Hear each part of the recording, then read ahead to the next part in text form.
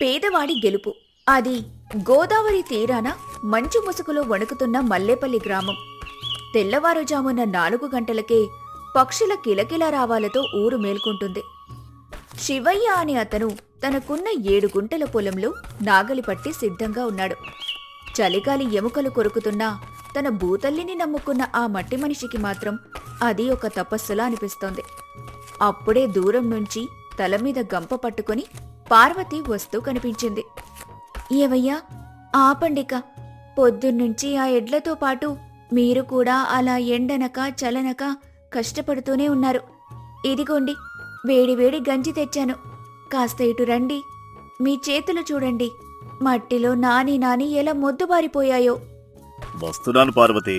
ఇదిగో, ఈ మూల ఒక్కటి దున్నేస్తే విత్తనాలు చల్లడానికి వీలుగా ఉంటుంది. చూసావా పార్వతి, ఈ మట్టి ఎంత మెత్తగా ఉందో? ఈ భూతల్లి మనల్ని ఖచ్చితంగా కరుణిస్తుంది, మన కష్టానికి తగ్గ ఫలితం ఇస్తుంది. ఈ సంవత్సరం పంట పండితే నీకు వెండి పట్టీలు చేయిస్తాను పార్వతి. నీ అరిగిపోయిన కాళ్లకు కొత్త పట్టీలు అందాన్నిస్తాయి. ఏవయ్యా, నా పట్టీల కంటే మీ ఆరోగ్యం ముఖ్యం. మీ డొక్కలు ఎండిపోతున్నాయి. ఈ గంజి తాగండి. విత్తనాలు కొనడానికి, ఎరువులకి మన దగ్గర చిల్లి గవ్వలేదు కదా. అత్తయ్య మంచం మీద ఉంది. ఆవిడ దగ్గుతుంటే నా గుండె తరుక్కుపోతోంది. మందులకి కూడా డబ్బులు కావాలి. అసలు మన సంసారం ఏ గట్టున చేరుతుందోనని భయంగా ఉందయ్యా. అదే ఆలోచిస్తున్నాను పార్వతి. మన జమీందారు గజపతిరాజు గారు చాలా ఉత్తముడు అని అందరూ అంటారు. ఎవరికి అన్యాయం చేయరట. ఒక్కసారి వెళ్ళి ఆయన్ని అడిగితే 10 వరహాలు అప్పివ్వకపోతారా? మన పంట పండాక వడ్డీతో సహా తీర్చేస్తాం. మట్టిని నమ్ముకున్న వాడిని ఆ దేవుడు ఎప్పుడూ మోసం చేయడు పార్వతి. నీ నమ్మకమే నా బలం. ఆయన మంచోడే కావచ్చయ్యా, కాని ఆయన భార్య సుగుణమ్మ గారి గురించి ఊర్లో రకరకాలుగా చెప్పుకుంటున్నారు.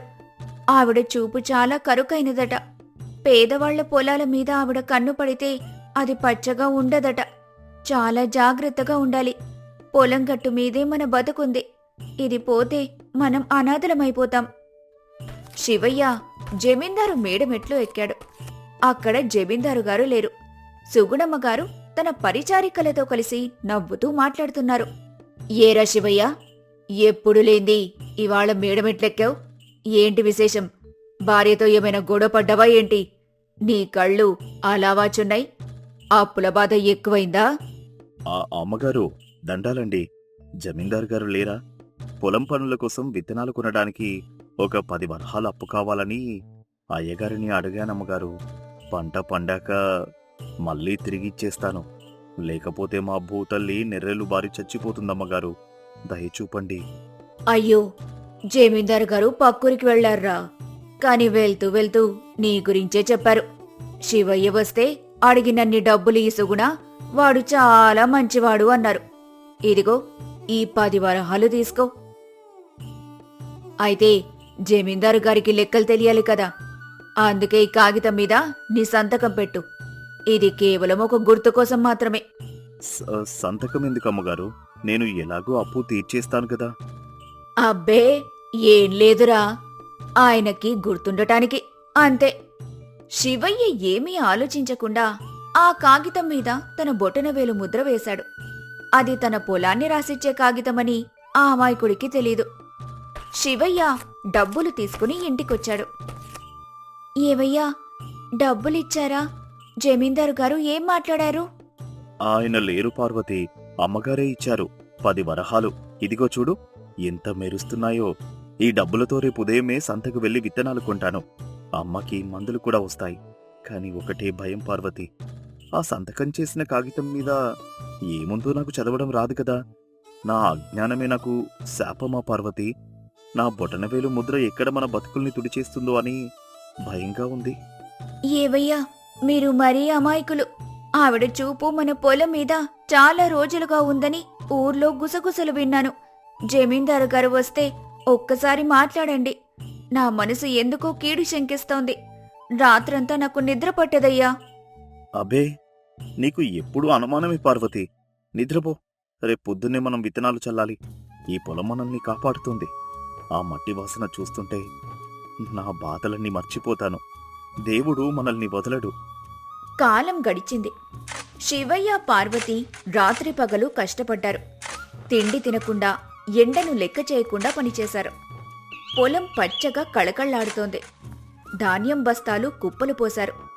కాని సుగుణమ్మ గారి కన్ను ఆ ధాన్యం మీద, ఆ పొలం మీద పడింది. ఒక రాత్రి జమీందారు గారు ఊర్లో లేని సమయం చూసి సుగుణమ్మ తన నమ్మకస్తులైన మనుషులను పంపి ధాన్యం బస్తాలను మాయం చేయమని చెప్పింది.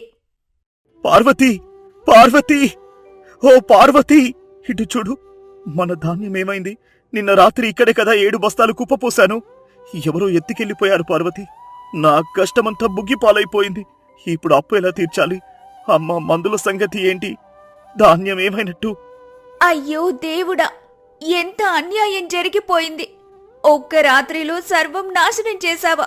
ఇక మా ఆకలికి మన్నే దిక్కా తండ్రి. నా తండ్రి గారిచ్చిన ఈ 7 గుంటల భూమే కదా మన ప్రాణం. ఇప్పుడు ఇది కూడా మనకు కాకుండా పోతుందా? మనల్ని బ్రతకనివ్వరా పార్వతి? ఆ సుగుణమ్మ గారి పాదాల దగ్గర పడి అడుక్కుంటాను. మా పొలం వదిలేయమని వేడుకుంటాను. మన ఆకలికి ఆవిడ కరిగిపోతుందేమో. వద్దయ్యా, ఏడవకండి. మనల్ని ఎవరో కావాలని దెబ్బతీశారు. ఏడిస్తే ధాన్యం తిరిగి రాదు, మన పొలము తిరిగి రాదు. ఆ రంగడు నిన్న రాత్రి జమీందారు గారి మేడ వెనుక ఉండటం నేను చూశాను. మీరొక్కసారి ఇంటికి వెళ్ళాక వాడిని కనుక్కోండి. నిజం తెలిసే వరకు మనం ఊరుకోకూడదు. పదండి, ముందు అత్తయ్యకి ఈ విషయం తెలియనివ్వద్దు. ఆ రోజు సాయంత్రం ఇంట్లో పొయ్యి వెలగలేదు. రాజమ్మ అవ్వకి జ్వరం ఎక్కువైంది. మందులు లేక ఆ ముసలి ప్రాణం అల్లాడిపోతుంది. శివయ్య, పార్వతి చీకటి గదిలో నిశ్శబ్దంగా ఏడుస్తున్నారు. పార్వతి, అమ్మకి మందులు తేవడానికి కూడా నా దగ్గర చిల్లి గవ్వలేదు. అక్షరం ముక్కరాని మా అమాయకత్వాన్ని ఆవిడ ఆయుధంగా వాడుకుంది. మనల్ని మోసం చేసింది. మీరు ధైర్యంగా ఉండండి. మీ కన్నీళ్లు ఆ దేవుడికి కనిపిస్తాయి. మీరిప్పుడే ఊళ్ళోకి వెళ్లి రంగడిని కలవండి. శివయ్య గుండె భారంతో ఊళ్ళోకి వెళ్ళాడు. అప్పుడే రంగడి ఇంటి దగ్గర ఏదో మాటలు వినిపించాయి. శివయ్య దొంగచాటుగా విన్నాడు. ఏమే, ఆ సుగుణమ్మ గారి ఆజ్ఞ కాదన్నలేక ఆ అమాయకపు శివయ్య ధాన్యం బస్తాలని రాత్రికి రాత్రే జమీందారు గారి మేడ వెనుక గిడ్డంగిలోకి చేర్చాము. పాపం, వాడు ఇప్పుడు అప్పు తీర్చలేక తన 7 గుంటల పొలాన్ని అమ్మగారికి రాసిచ్చేయాల్సిందే. ఆ తల్లికెంత కక్కుర్తో చూసావా? పేదవాడి కడుపు కొట్టి నగలు చేయించుకుంటారట. జమీందారు గారికి తెలిస్తే మన ప్రాణాలు తీస్తారు. ఆ శివయ్య ఆకలితో అలమటిస్తుంటే నా గుండె తరుక్కుపోతోంది. శివయ్యకు కాళ్లు వణికాయి. లోకమంతా చీకటిగా అనిపించింది. నమ్మిన వాళ్లే గొంతుకొస్తారని ఆయనకు ఇప్పుడే అర్థమైంది. వెంటనే ఇంటికి వెళ్లి పార్వతికి విషయం చెప్పాడు. చూసారా అయ్యా, నేను ముందే చెప్పాను, ఆవిడ కన్ను మన పొలం మీద ఉందని. ఇప్పుడు మీరు రేపుదయం జమీందారు గారి దగ్గరికి వెళ్ళండి. నేను చెప్పినట్టు చెయ్యండి. అయ్యా, నా దగ్గర డబ్బుల్లేవు, నా పొలాన్నమ్మి మీకు కడతాను అని అనండి. అప్పుడు ఆవిడ ఏం చేస్తుందో చూద్దాం. మనల్ని పేదవాళ్లనుకున్నారు, పౌరుషం లేనివాళ్లమనుకున్నారు. మరుసటి రోజు ఉదయం జమీందారు గారు దర్బారులో కూర్చొని తన పాత పుస్తకాలను చూస్తున్నారు. శివయ్య వణుకుతున్న అడుగులతో ముందుకొచ్చాడు. ఆయన కళ్లల్లో బాధ ఉన్నా పార్వతీ చెప్పిన ధైర్యం కనిపిస్తోంది. ఎవరో శివయ్య, పంట పండినట్టుంది కదా, బస్తాలు సంతకు వెళ్ళాయా? అప్పు తీర్చడానికి వచ్చావా? నీ ముఖమేంటి అలా పాలిపోయింది? అయ్యగారు, పంట పండింది, కాని రాత్రికి రాత్రే దొంగలెత్తికెళ్ళిపోయారు. నా ఇంట్లో పొయ్యి వెలిగి 3 రోజులైంది. నా దగ్గర ఇప్పుడు చిల్లి గవ్వలేదు. మీ వరాహాలు నేను తిరిగి ఇవ్వలేను. అందుకే నాకున్న ఏకైక ఆధారం నా 7 గుంటల పొలం. దాన్ని అమ్మి మీ అప్పు తీర్చేస్తానయ్యా. నాకు పొలం కంటే మీ నమ్మకం ముఖ్యం. మీ రుణం తీర్చుకోకుండా నేను నిద్రపోలేను. నన్ను నేను అమ్ముకోవడానికైనా నేను సిద్ధమే. పర్వాలేదులే శివయ్య, ఈసారి పంట పోతే పోయింది. ప్రకృతి మనల్ని ఎప్పుడూ పరీక్షిస్తూనే ఉంటుంది. నువ్వు నీ పొలం అమ్ముకోవద్దు. వచ్చే వర్షాకాలం పంట పండినప్పుడు ఇద్దువు గాని. పర్వాలేదులే, నువ్వు వెళ్ళు, ధైర్యంగా ఉండండి. సరిగ్గా అప్పుడే సుగుణమ్మ అక్కడికొచ్చింది. ఆవిడ ముఖం మీద గర్వం కనిపిస్తోంది. ఏవండి, ఎవరి పొలం ఎవరమ్మడం? వీడు ఎప్పుడో ఆ పొలాన్ని మనకి రాసిచ్చేసి డబ్బులు కూడా తీసుకెళ్లాడు. ఇదిగోండి కాగితం. దీనిమీద శివయ్య వేలిముద్ర ఉంది చూడండి. ఇది మన ఆస్తి. వీడిప్పుడు నాటకాలాడుతున్నాడు. తన పొలం కాపాడుకోవడానికి దొంగల పేరు చెబుతున్నాడు. అమ్మగారు, మీరు నన్ను మోసం చేశారు. జమీందారు గారికి గుర్తుండడానికి సంతకం అడిగారని చెప్పి నా చేత నా వేలిముద్ర వేయించుకున్నారు. కాని ఇలా నా పొలం లాక్కుంటారని అనుకోలేదమ్మా. పోనీ నా ధాన్యం బస్తాలెక్కడున్నాయో చెప్పండి, లేకపోతే నా పొలాన్ని వదిలేయండి. నా ధాన్యం బస్తాలు మీ గిడ్డంగిలోనే ఉన్నాయట కదా. రంగడు అన్ని నిజాలు చెప్పాడమ్మగారు. నా తల్లి మంతులు లేక చావు బతుకుల్లో ఉంటే మీరు నా కడుపు కొట్టారు. సుగుణమ్మా, ఏంటిది? గిడ్డంగిలో ధాన్యం ఎక్కడిదే? అవసరమైతే వడ్డీ రేటు పెంచాలి కాని ఇలా పేదవాడి భూమిని లాక్కుంటావా? నా పేరు మీద నువ్వు ఇలాంటి అక్రమాలు చేస్తావా? నా మేడ మీద పాపం ముసుగు వేస్తావా? రంగడు, ఇట్రా.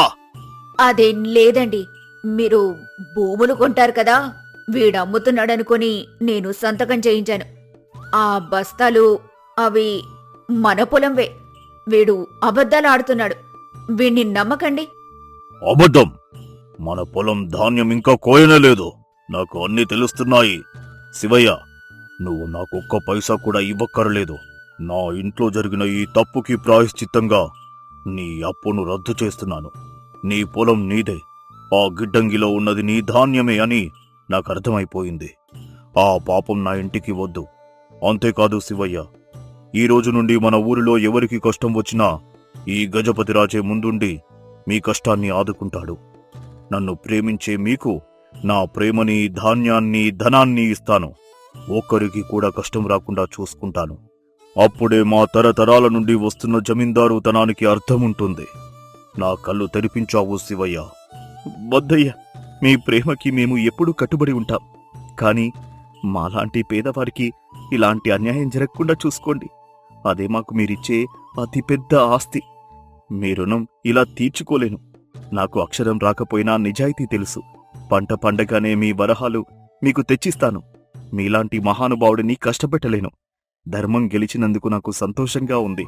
మీ మేలు జన్మ జన్మలకీ మర్చిపోను. శివయ్య, నీ మాటలు వింటుంటే నా గుండె గర్వంతో నిండిపోతోందిరా. ఇప్పటి వరకు నేను కేవలం ఆస్తిని, అధికారాన్ని మాత్రమే చూశాను. కాని నీలాంటి మట్టి మనుషుల మంచితనాన్ని గుర్తించలేకపోయాను. ఈ గజపతిరాజు కేవలం మేడల్లో కూర్చుని ఆజ్ఞలు జారీ చేసేవాడు మాత్రమే కాదు, మీ కష్టాల్లో తోడుండే మీ అన్నదమ్ముడు అని ఈ రోజు నిరూపిస్తాను. మన ఊరిలో ఏ పేదవాడి కడుపు మాడినా, ఏ రైతు కంట నీరు వచ్చినా అది నా ఇంటి కష్టంగా భావిస్తాను. నా దగ్గర ఉన్న ధాన్యం, సంపద అంతా ఈ ఊరి క్షేమం కోసమే. మీ ప్రేమ, నమ్మకం నాకుంటే చాలు. ఈ మల్లేపల్లిని ఆదర్శ గ్రామంగా మారుస్తాను. నా తప్పు తెలుసుకునేలా చేసిన నీకు ఎప్పుడూ రుణపడి ఉంటాను శివయ్య. అందుకు శివయ్య సరే అని వెళ్ళిపోతుంటే జమీందారు శివయ్యతో ఇలా అంటాడు.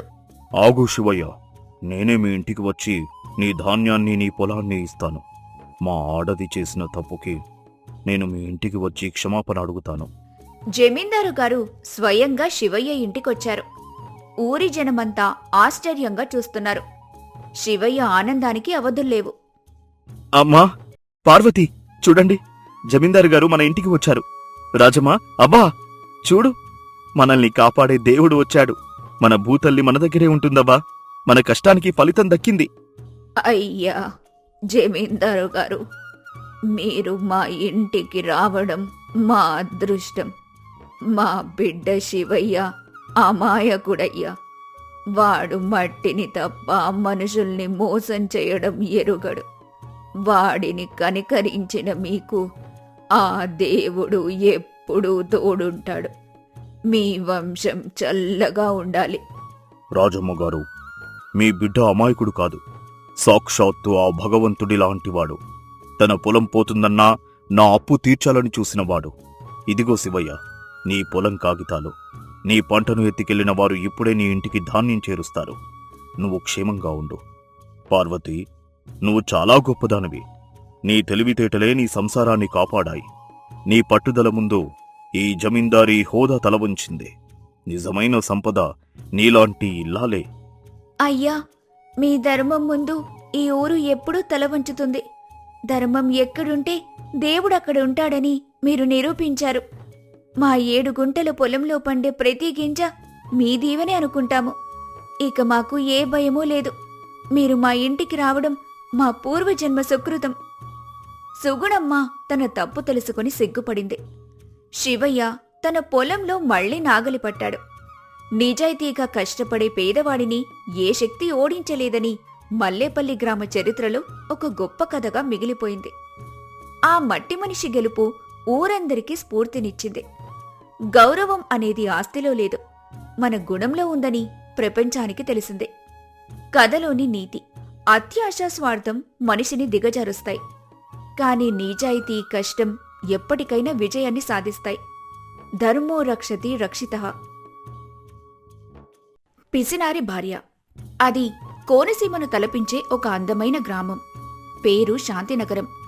చుట్టూ పచ్చని వరి పొలాలు, గాలికి ఊగే కొబ్బరి ఆకులు, పొలం గట్ల వెంబడి పారే కాలువలతో ఆ ఊరు ఒక చిత్రపటంలో ఉండేది. ఆ గ్రామంలో రామయ్య అనే ఒక పాలేరు ఉండేవాడు. రామయ్య అంటే కేవలం ఒక పనివాడు మాత్రమే కాదు, ఆ ఊరి జమీందారు గారికి నమ్మకమైన బంటు. అంతకు మించి ప్రాణస్నేహితుడు. సాయంత్రం వేళ సూర్యుడు అస్తమిస్తున్నాడు. రామయ్య కాళ్లు ఈడ్చుకుంటూ చెమటలు కక్కుతూ ఇంటికొస్తాడు. కనకమ్మ వంటగదిలో ఒక చిన్న నూనె దీపాన్ని కూడా వెలిగించకుండా చీకట్లో కూర్చొని పప్పు ఏరుకుంటూ ఉంటుంది. కనకమ్మ, ఇవాళ చెరువు గట్టు దగ్గర 3 ఎకరాల పొలం దున్నాల్సొచ్చింది. ఎడ్లు కూడా అలసిపోయాయి. నేను కూడా నీరసించిపోయాను. మధ్యాహ్నం కూడా సర్ది సరిగ్గా లేదు. ఏదైనా వండావా? కడుపులో పేగులు ఒకదానికొకటి తగులుకుంటున్నాయి. కాస్త వేడి నీళ్లున్నాయా తాగుదామంటే? ఏంటండి అరుపులు? అన్నమన్నమంటే ఎక్కడి నుండొస్తుంది? ఈ మధ్య బియ్యం ధరలు ఆకాశాన్నంటుతున్నాయని మీకు తెలీదా? 1 కిలో నూనె కొనాలంటే మీరు నెలంతా కష్టపడితే వచ్చే జీతం సరిపోవడం లేదు. ఉప్పు పప్పుల ధరలు చూస్తుంటే నాకు గుండె ఆగిపోతుంది. నేను మీకోసమే కదా ఇదంతా దాస్తున్నాను. ఆ వేడి నీళ్ళెందుకు? కట్టెలు తగలబెట్టాలి కదా. చన్నీళ్లున్నాయి, తాగండి. కనకమ్మ, అయ్యగారు నాకు నెలకు సరిపడా 3 బస్తాల ధాన్యం ఇస్తున్నారు. చేతి నిండా జీతమిస్తున్నారు. మనకి ఇంకా పిల్లలు కూడా లేరు. ఉన్నది మనమిద్దరమే. మనం తినకుండా కడుపు మార్చుకుని ఈ దాచడం ఎవరికోసం? రేపు నేను జబ్బు పడితే ఈ దాచిన డబ్బు నా ప్రాణం పోస్తుందా? ఆ ముసలితనంలో తినడానికి దంతాలు ఉండవు, అరిగించుకునే శక్తి ఉండదు. ఇప్పుడే కదా తినాలి. మాట్లాడకండి. ఇవాళ తింటే రేపేమైపోతామని నాకు భయం.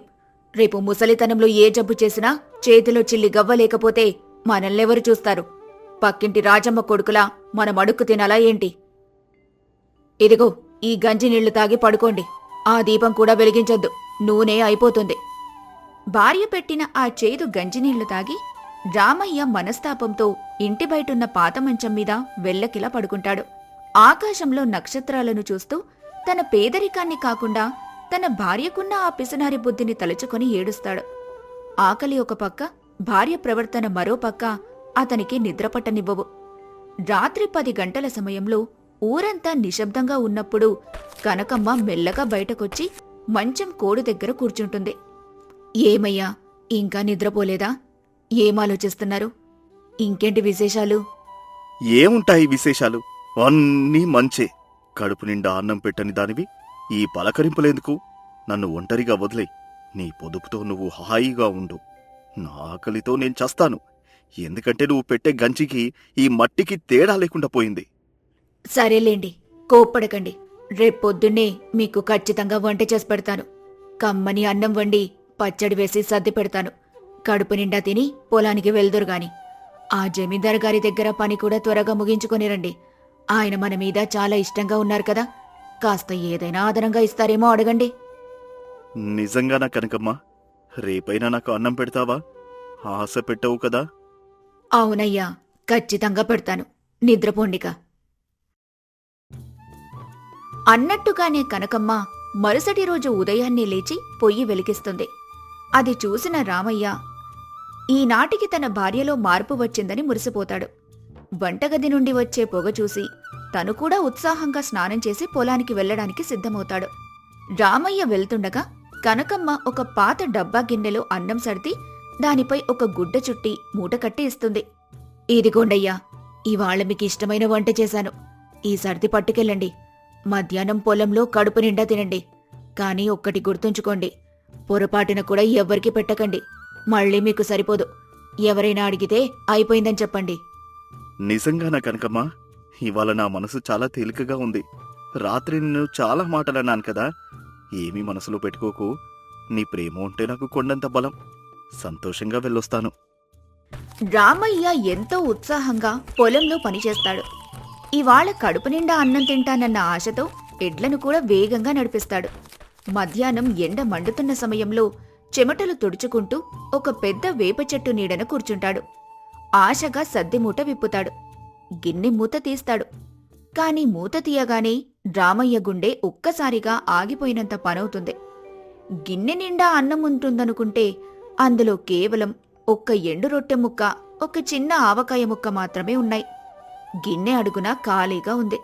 కనకమ్మా, ఎంత పని చేశావు! నన్ను నమ్మించి ఇంత మోసం చేస్తావా?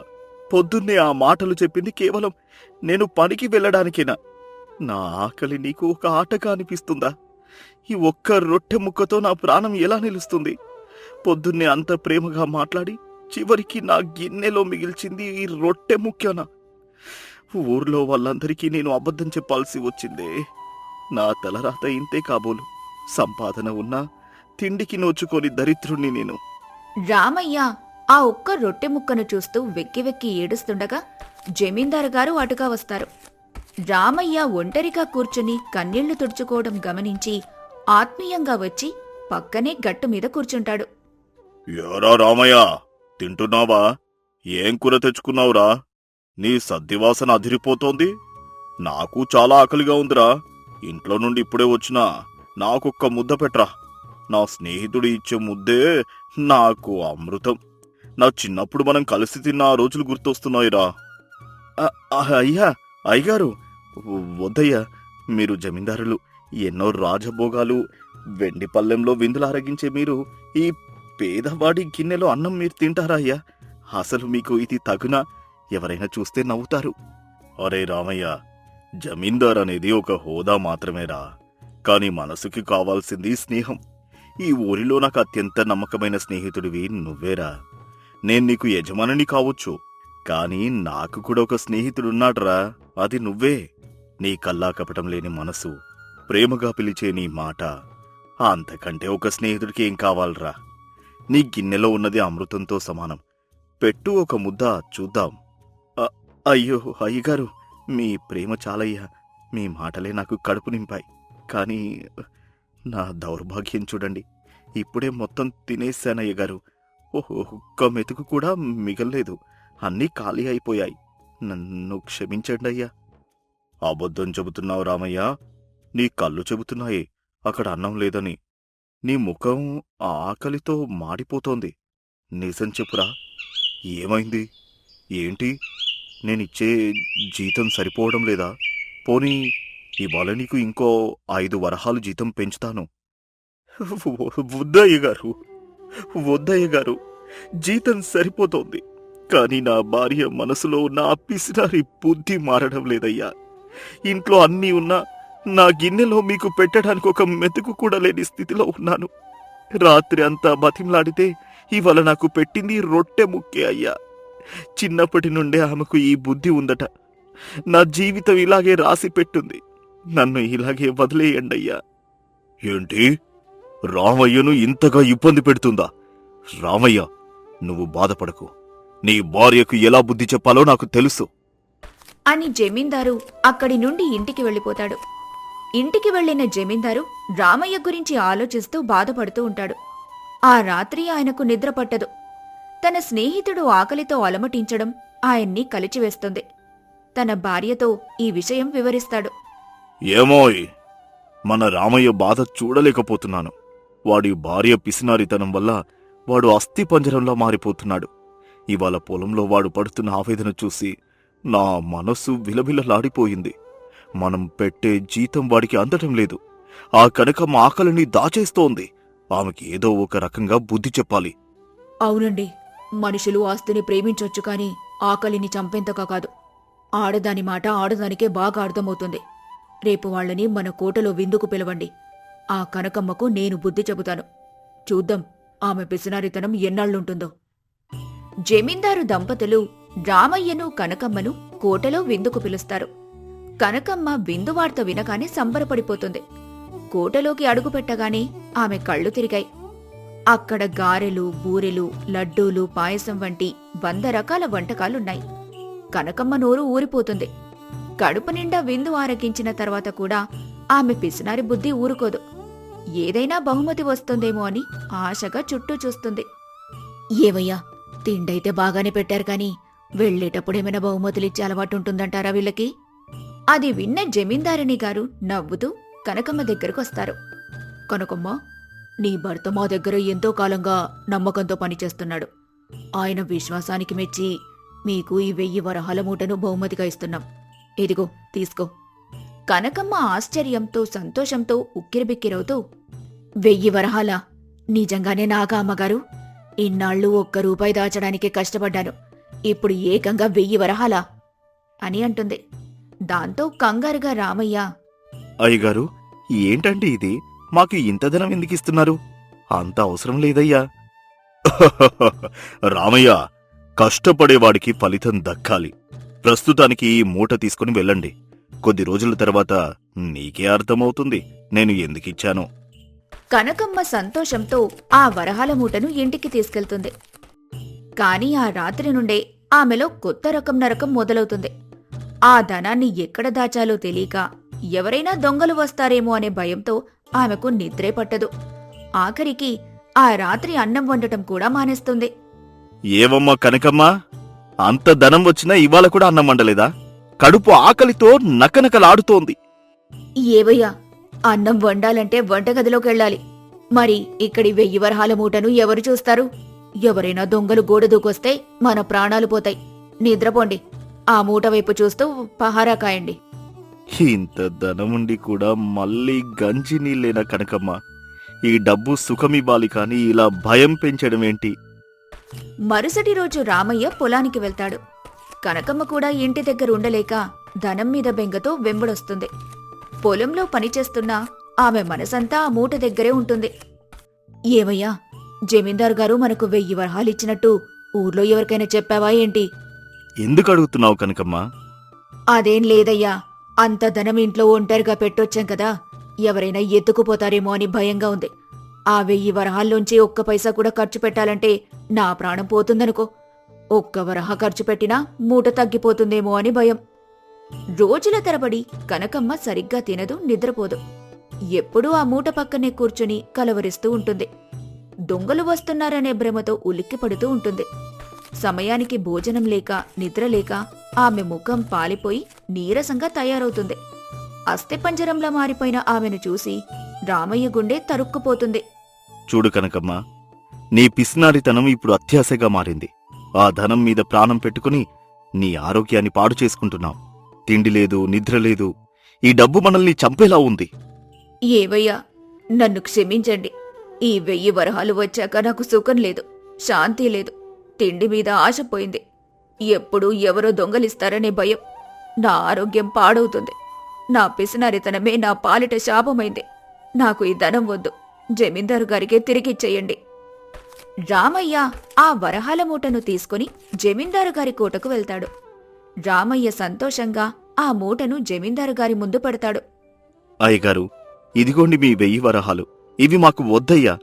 వీటి వల్ల మా ఇంట్లో శాంతి పోయింది. నా భార్యలో మార్పు తీసుకురావడానికి మీరు చేసిన ఈ ప్రయత్నం ఫలించింది. ఆమె తన తప్పు తెలుసుకుంది. చూసావా రామయ్య, ఇప్పుడు అర్థమైందా నేను ఆ ధనం ఎందుకిచ్చానో? ధనం మనిషికి సౌకర్యాన్ని ఇవ్వాలి కాని భయాన్ని ఇవ్వకూడదు. అవసరానికి ఖర్చు పెట్టని ధనం కేవలం మట్టితో సమానం. ఇప్పుడు మీ భార్యలో మార్పు వచ్చింది కదా, అదే నాకు పెద్ద బహుమతి. అయ్యగారు, మీ గొప్ప మనసుకి మొక్కుతాను. మా జీవితాల్లో వెలుగు నింపారు. ఇవాళ నా భార్య పశ్చాత్తాపంతో మారాక నా ఆకలి కూడా తీరుతుందని నమ్ముతున్నాను. అప్పటి నుండి కనకమ్మ తన పిసినారి బుద్ధిని శాశ్వతంగా వదిలేసింది. రామయ్యకు కడుపునిండా వడ్డించి ఇల్లును సంతోషంగా ఉంచుకుంది. జమీందారు గారు రామయ్య నిజాయితీకి మెచ్చి అతనికి 1 ఎకరం పొలాన్ని బహుమతిగా ఇచ్చారు. అత్యాశ అశాంతికి మూలం. అనుభవించని ధనం అడవిలో కాసిన వెన్నెల వంటిదే. తృప్తిలేని జీవితం వ్యర్థం.